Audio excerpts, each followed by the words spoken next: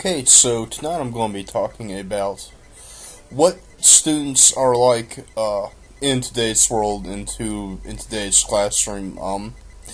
This is an interesting question, interesting topic. I mean, first and foremost, we have to realize all students are unique individuals. I mean, if they were all the same, if they were all motivated the same way, if they all looked upon school the same way, our jobs would just be so much more simple as educators, but that's not how it is. Now, nonetheless, of course, we do have general trends that we can certainly talk about. Kids in school today, they certainly, I do not believe that many of them see education as something that is cool, so to speak, in and of itself. You talk to them and they don't seem to be really, it's not like they see themselves really enjoying learning and being there. Yet nonetheless, many of them seem to be really, nonetheless, get very into it, are very happy to be participating in class, and are very motivated learners that tend to do well. While others are just the opposite, they're not very motivated. They don't participate much in class, and they don't do very well.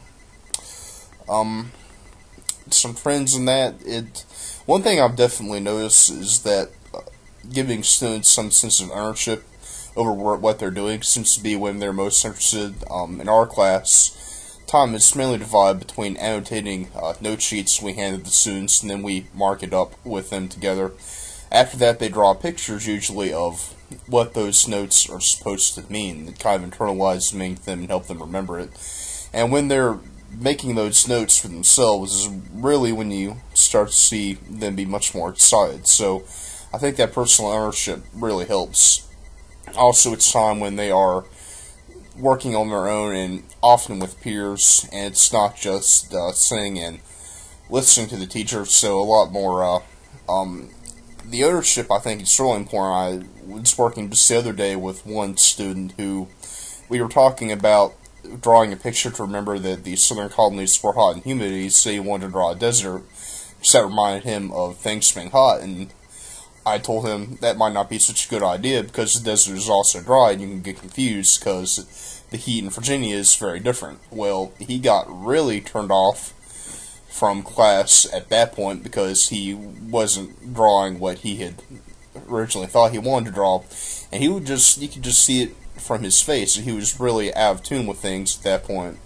But then a little later on, when they got to draw something else and he got to draw something that he could really connect with, then he really felt much better. You could just sort of see his whole attitude turn around. I found that really interesting. I think skill level, or at least students, the degree to which they think they are competent for a task is also important. I was talking to one student who kind of had a typical response, talking about how he didn't like most subjects. He talked about only really liking gym and math. I asked him, well, what makes math so different from all the other classes? And he said, well, I really am good at math. And I guess that's why I like it. So I found that very interesting. Of course, this is a student, even though he says he doesn't like social studies, for instance, he still participates well, and he still, I think, does pretty well in social studies.